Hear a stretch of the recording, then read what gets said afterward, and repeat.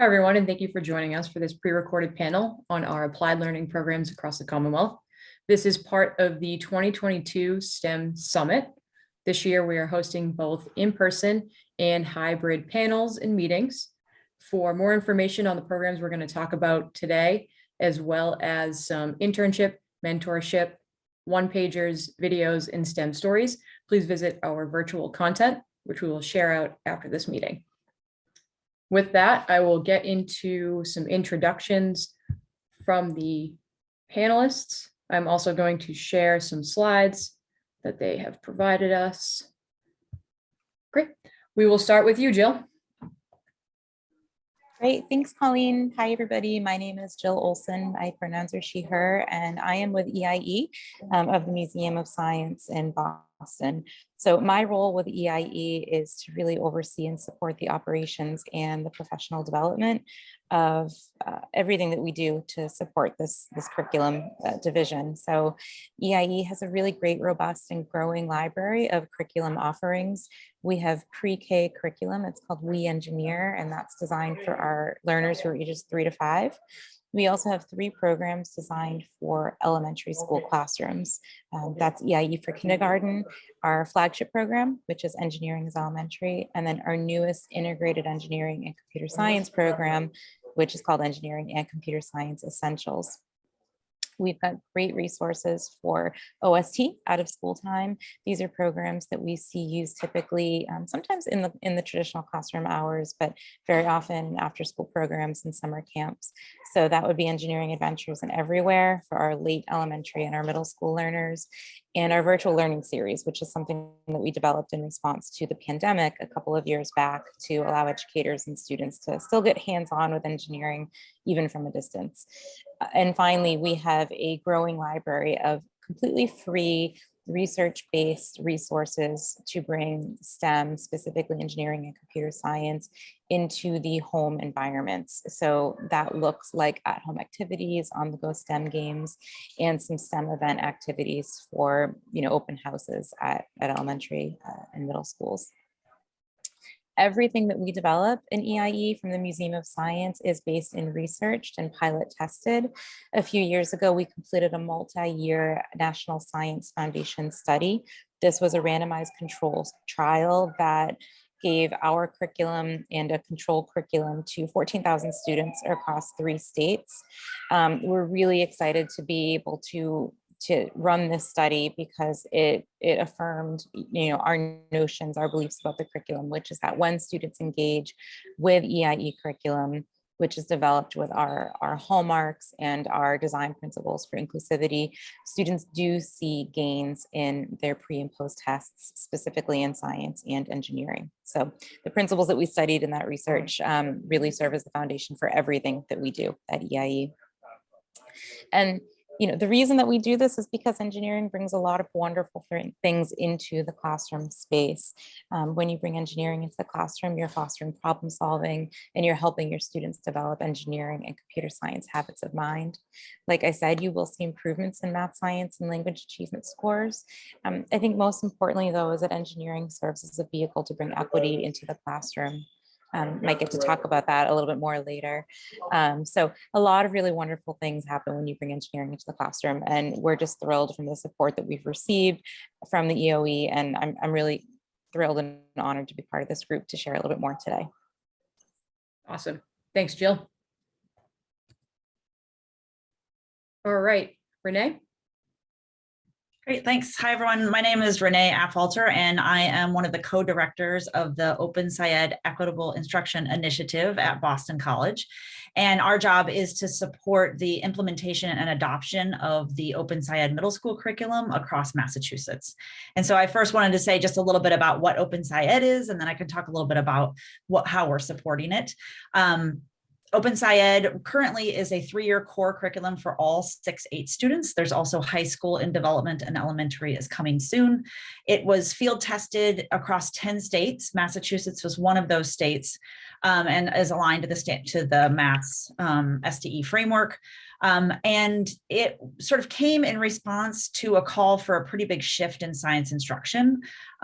You've probably heard this idea of supporting a shift in science instruction from learning about science ideas to figuring out how and why things work.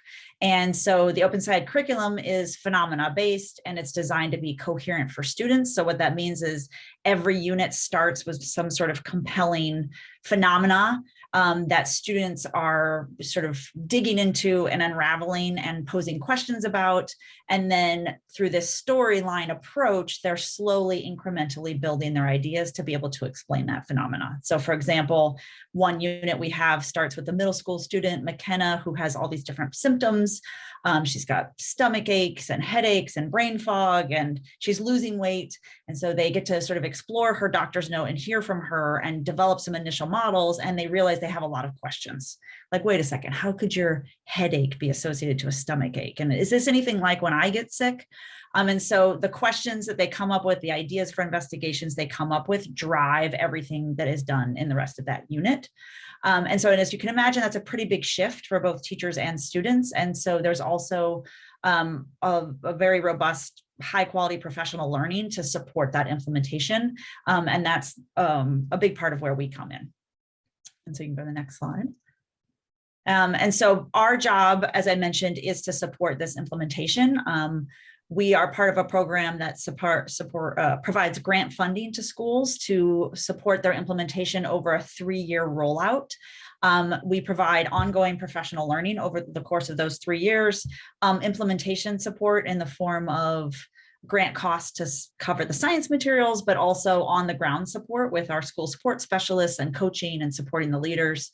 And then, really, as you're working over the course of 3 years with this cohort of teachers across Massachusetts, this opportunity to connect to others who are doing the same hard work you are and learning together.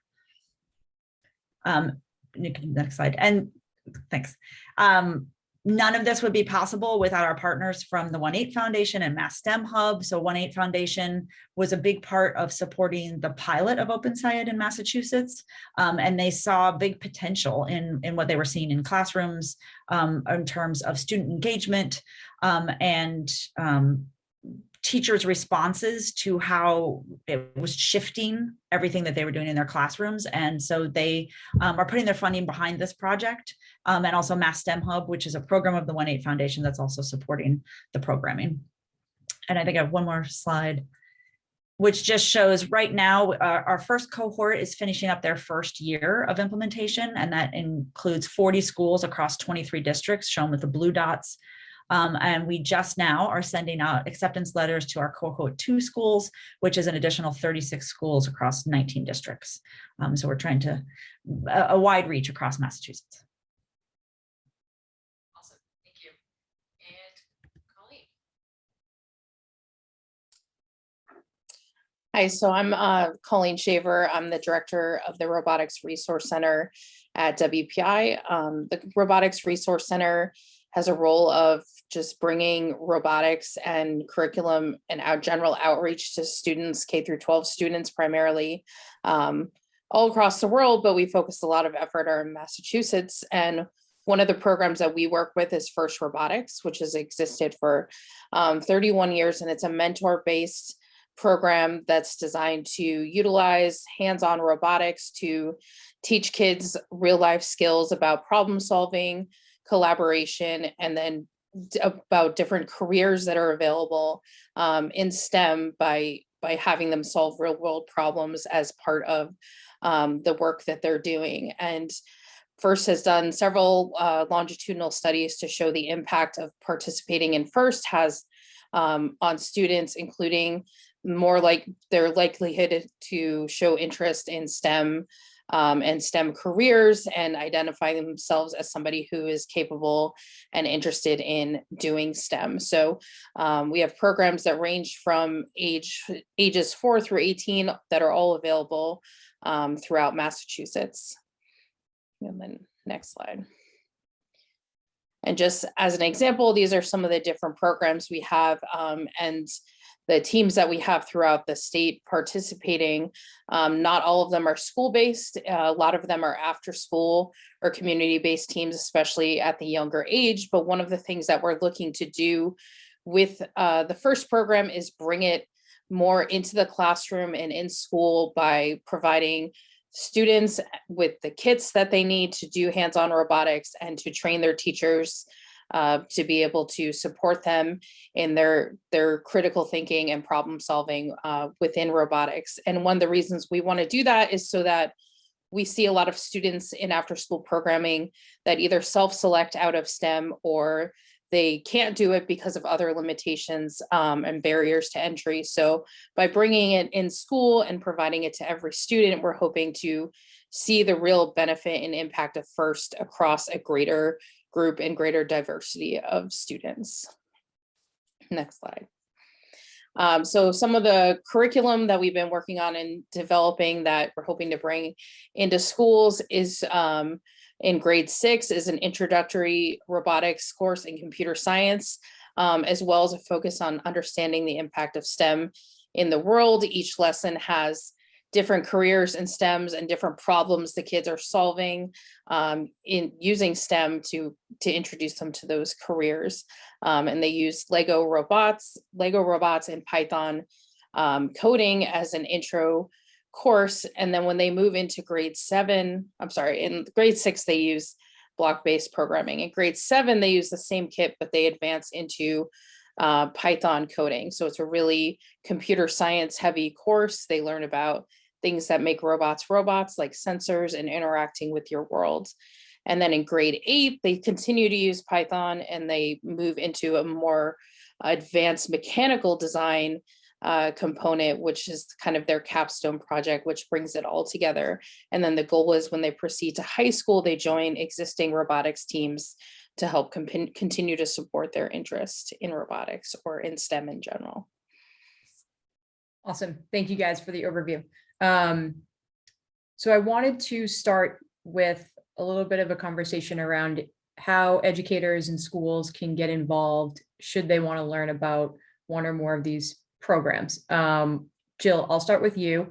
Everyone has heard of the Museum of Science. It's, amongst the largest, I think one of the largest science centers in the world. So obviously everyone in the Commonwealth has, knows of the Museum of Science, but I was hoping you could talk a little bit about how you guys build these partnerships with schools, the implementation process and things like that.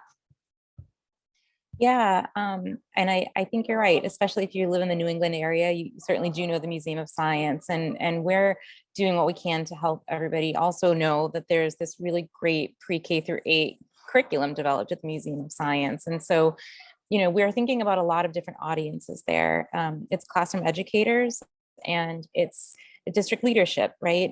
Making sure that we're really having conversations across all stakeholders who ultimately are working with the students that we hope get to engage with the curriculum. So we do have a website, eie.org, and we also have a relatively new digital learning platform that's for educators. And so you can create a free account at learn.eie.org and right off the bat start by exploring a really great library of free resources developed by EIE. So those are two pretty easy ways to just start learning more about the curriculum, trying some of it out. We also have a national sales team, and we have a manager who lives right here in Cambridge and is always working and has a really deep history of working with educators and districts across the Commonwealth. So we approach it as a partnership. Our goal in connecting with schools and districts is to gain an understanding of what their needs are, what their goals are, and in some cases, what their barriers are. So being a part of the museum, we're really lucky to have support from different funders, whether that's from foundations or the EOE or corporate donors. And so we work really hard to make sure that when we have those resources, we're bringing them to the districts that have really raised their hand to say, we're ready for this. It's important to us that we're bringing engineering and computer science into our classrooms. How can we work together to make that happen? And so, that can look like a few different models. Sometimes we'll work with a district to start small, build a really strong foundation. That advocacy, that support, that sort of group of educators who become really confident and can support other educators in the district goes a long way. We have a professional development team that will work with these districts. And, in those workshops, Yes, it's about how to use the curriculum, but it's almost more about how to get past some of these perceived barriers of, I can't do engineering in the elementary school classroom. Our curriculum is really built on the notion that engineering and computer science, computational thinking, it's problem solving. So just kind of having some resets of that language, it really opens a lot of doors at that educator level. So then we can open doors at the student level as well. We're really lucky. We're in over 200 school districts across the Commonwealth.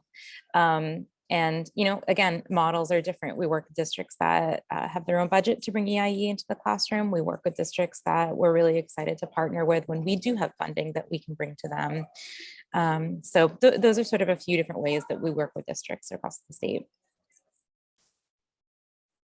Thanks. Any other feedback from Renee?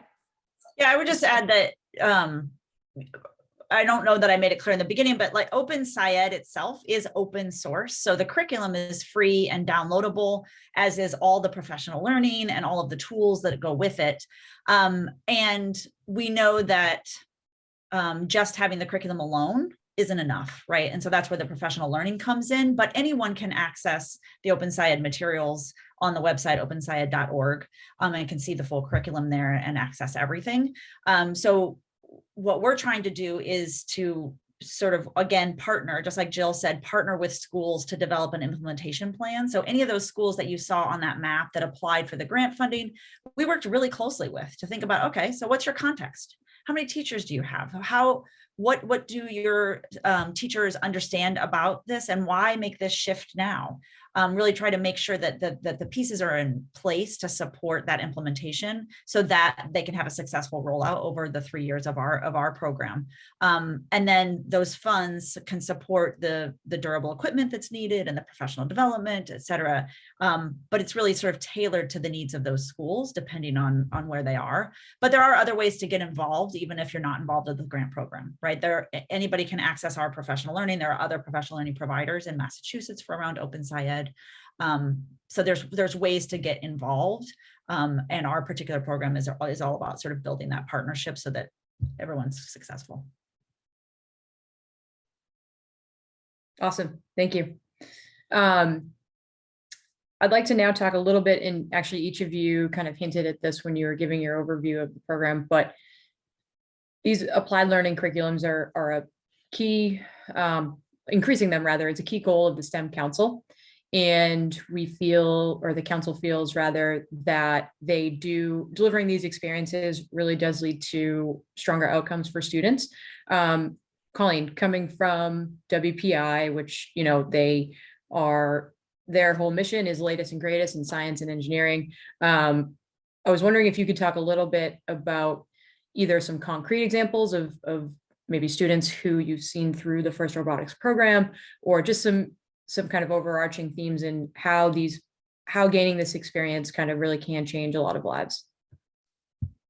Absolutely. Yeah. So, I mean, we have a lot of anecdotal data here of students who we interacted with for the first time in 4th or 5th grade when they came to a competition or participated in a first team, that are now students at WPI or graduates of WPI, because it put them on a track to say that STEM is a world that was for them, and not necessarily robotics or computer science, but for kids to understand that STEM is a really broad curriculum, and like these are all the vehicles to get them in. Like for us, it's robotics is the vehicle to get them in, but they quickly learn that you can be interested in STEM and do climate work, or you can do business and like process development, and you can apply the skills that you learn in a lot of different areas of outcome, which is something that they often don't understand as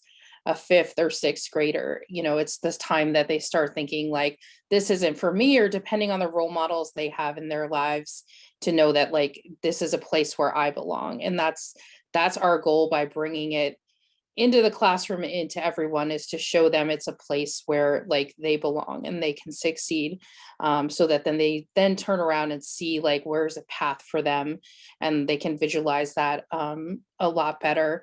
You know, I'm someone who benefited from that too. I was not interested in really a STEM career, and I was able to participate in a first program when I was in high school, that like brought me here. That's why I work at WPI and work with the first program. So I think that we see that that's the biggest barrier, is sometimes that the kids decide for themselves, or somebody else in their life decides for them that that's just not for me, or they have a very narrow viewpoint of what engineering or STEM is. And we just really want to broaden their horizons and make them know that it's a place where they belong.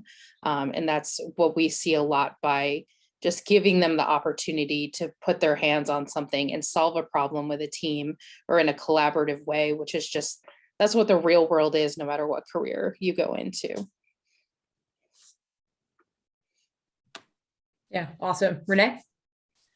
Yeah, I would add too. I mean, I love that we have the representation from elementary all the way up through high school, you know, that, and we know that all of those places are key to sort of making sure kids are interested, and that middle school in particular is one of those like key places. There's even some research that shows like kids who say in middle school that they think they might pursue science are more likely to get a degree in science. And so if we can give them opportunities in middle school where they're like, whoa, I can do science, like that's what science is. And that's really part of our mission at OEI, but also Open SciEd, is to sort of expand students' views of, you know, who, if they can see themselves as scientists and what science is, because it's starting in their own lives.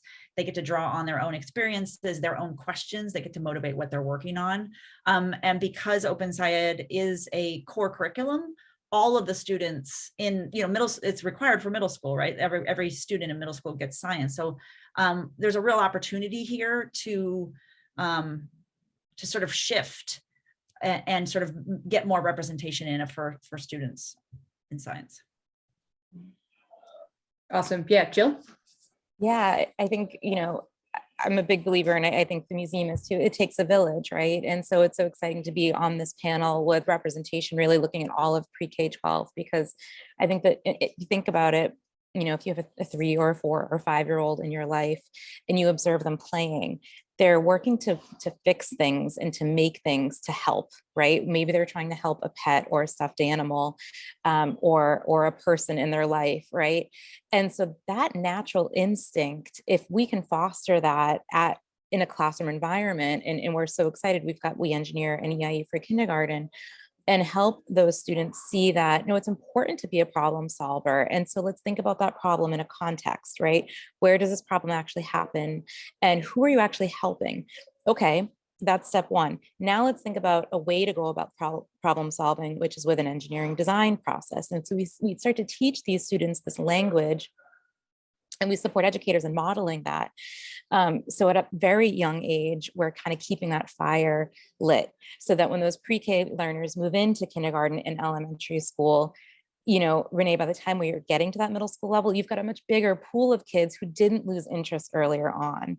And I'll also just add, Colleen, I really love the way that you spoke about sort of so much of this hinges on what these students see when they look up and outside of the classroom. And so the design challenges that we develop at EIE are based in a real world context. Most of our units kick off with a storybook where a young learner from a different country across the world, working with an influential adult with different family structures, different physical challenges, different skin color, are all approaching these problems to solve. And so students immediately see somebody who looks like them or looks like somebody in their life, and they're not quite so limited by, frankly, the pretty limited STEM professional fields we have today. So appreciate kind of the strengths of Colleen's and Renee's programs, and it takes a village. It's exciting to think about these three together. Awesome, thank you. And yeah, we often, or the Commonwealth rather, often we use the tagline, see yourself in STEM, which I think all of you hinted at, which is truly we want every student to be able to see themselves in one of these careers, should that be what they're passionate about. So thank you guys, that's great. Renee, you mentioned this a little bit earlier about how Open SciEd has kind of been a pioneer in open sourcing and making their curriculum available to everyone, no matter what district they're coming from.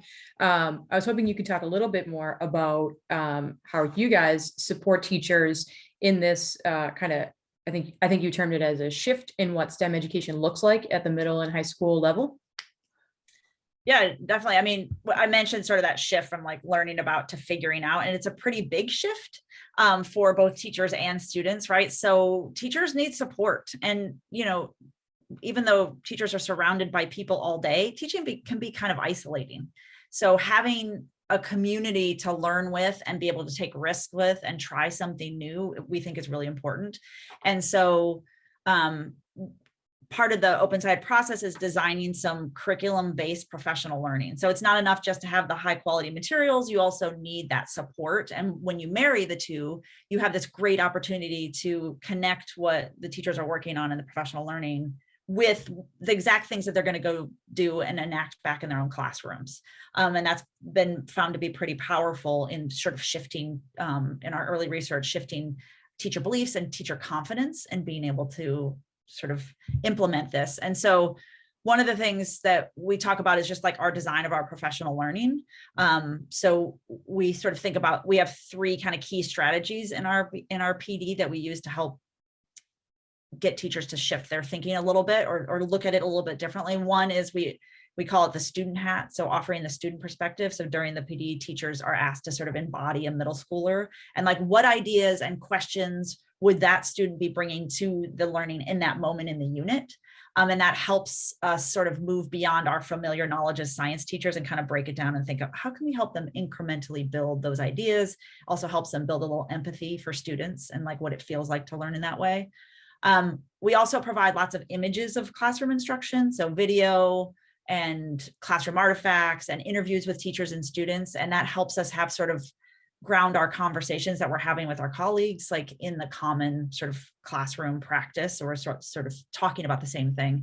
And then of course, none of this can happen without lots of room and space and time to like reflect and collaborate. Because one of the things we want to be really clear about is that Open SciEd is not prescriptive, right? It needs to be, it should look different based on the students that you have in front of you and the context and the needs that in those moments. And so we want to make sure that there's space for teachers to talk to each other and think about how might I have to adapt this for my students while still making sure that they're getting these rich experiences in their science learning. And so, and I think probably the biggest thing for us too is that it's ongoing, right? It's, coming to one professional learning in the summer is not going to do it. And so we have these sort of cycles of where they come together for the professional learning, they get to work with other colleagues and plan for that first unit.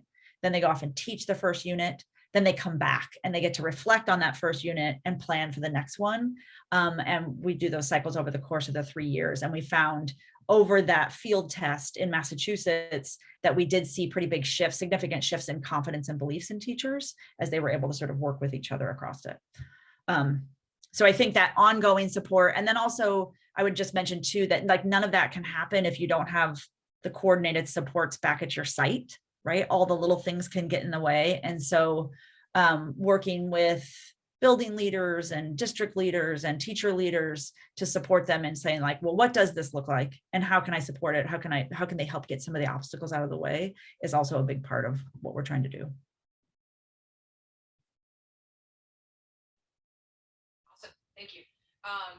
It looks like we have a little bit of time. I'd like to open it up to everyone to see if there's any kind of high points in their curriculum that they wanted to talk about, it, whether it's highlighting some student outcomes or some particular projects that you guys have seen.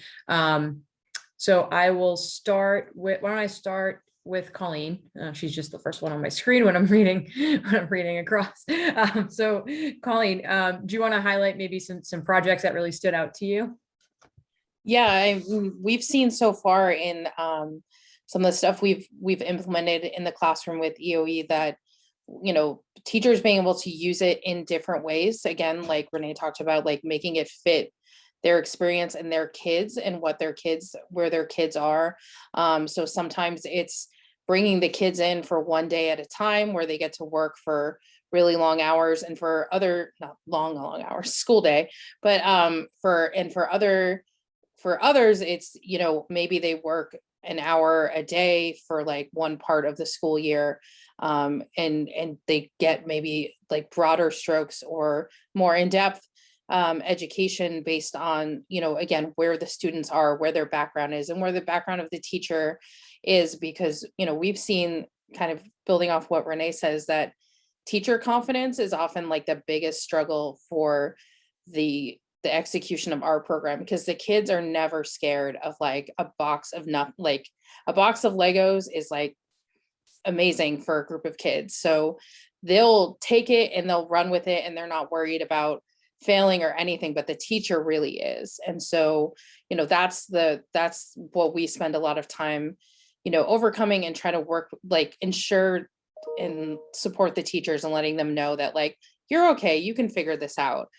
You just have to have the same confidence that your average, you know, sixth grader has in their own abilities to just build whatever is in their mind. And so we've seen a lot of success once the teachers get their own hands on a kit, or just get a little time and support from each other, that they really understand that it's a free thinking atmosphere, and you're just trying to help kids facilitate the collaboration and problem solving process together, because it's something our kids often miss, is critical thinking, or how do I solve a problem that has no answer with a bunch of people that all have a different answer to the problem, and how do you learn to compromise or learn to evaluate something in a critical way to know which answer is the closest to the best answer, because none of them are the right answer, right? They're all the right answer.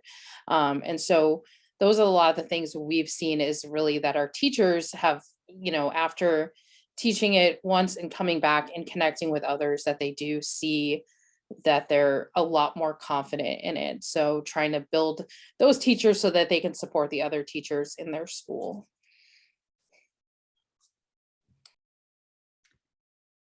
Awesome. Thanks, Colleen. Jill? Sure.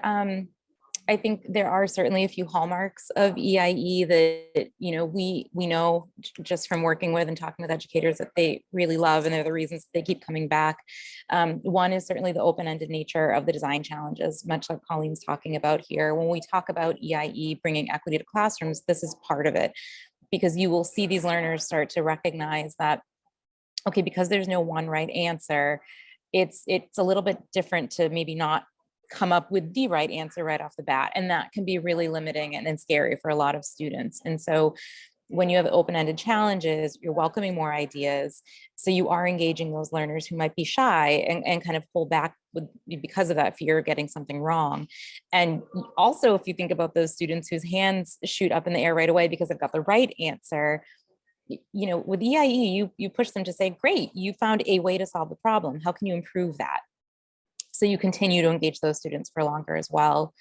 You know, we, practically speaking, we have all materials gathered, ready, and assembled in material kits for educators. That's a huge time saver. Educators really appreciate about a curriculum that, yes, the materials in these kits can be sourced and you can go out and put together your own kits, but offering them certainly goes a long way with educators. You know, Renee, I really appreciate the way you speak about professional development, and we have a similar approach with encouraging educators to pivot from the learner hat to the educator hat.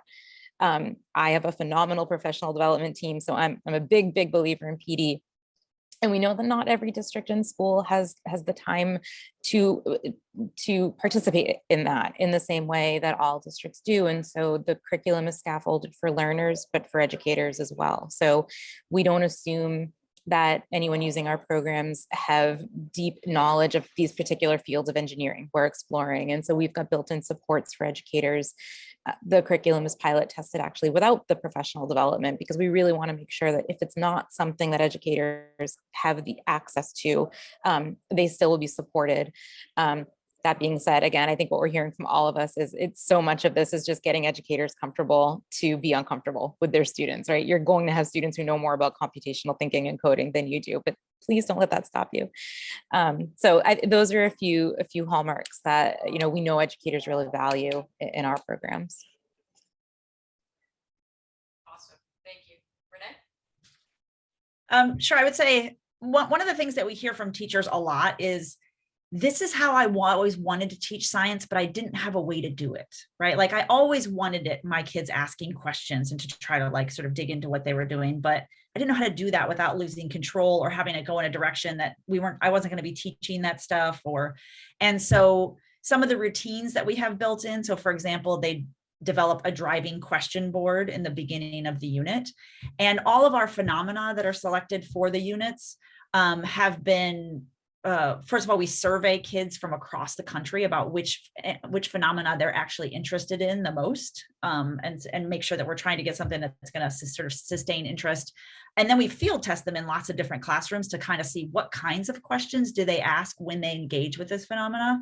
And then we use those questions to help design the storyline, because another sort of fear that comes up when teachers hear about this is they're like, what? How can I just follow their questions? There's no way. I can't just go wherever they want. I've got 30 kids in my classroom.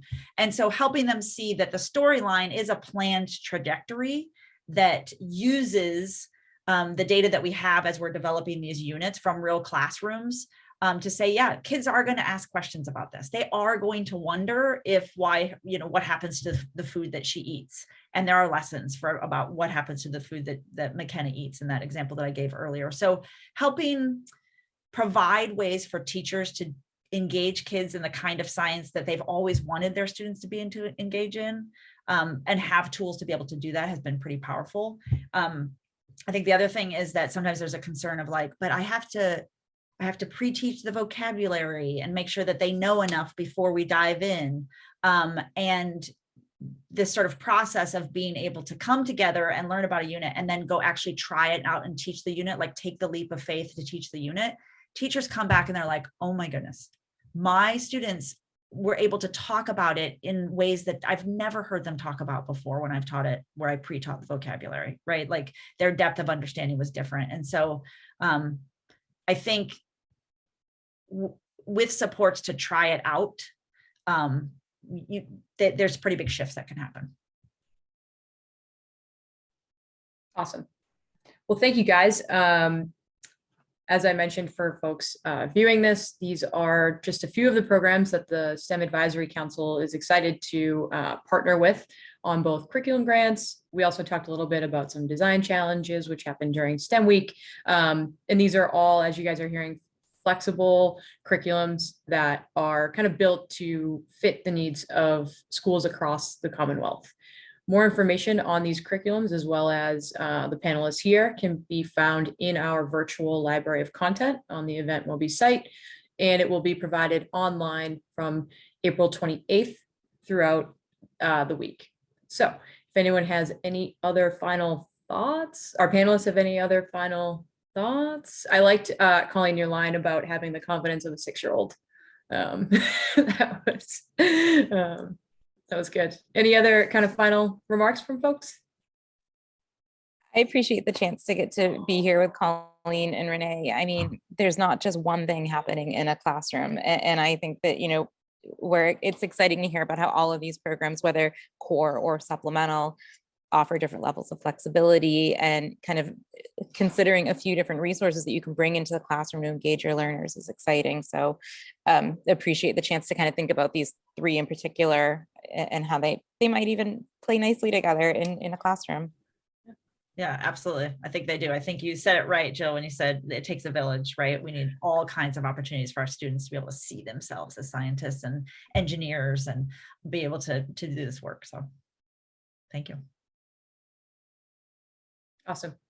Well, thank you guys again. I do appreciate you guys joining us. And that is the end of the panel.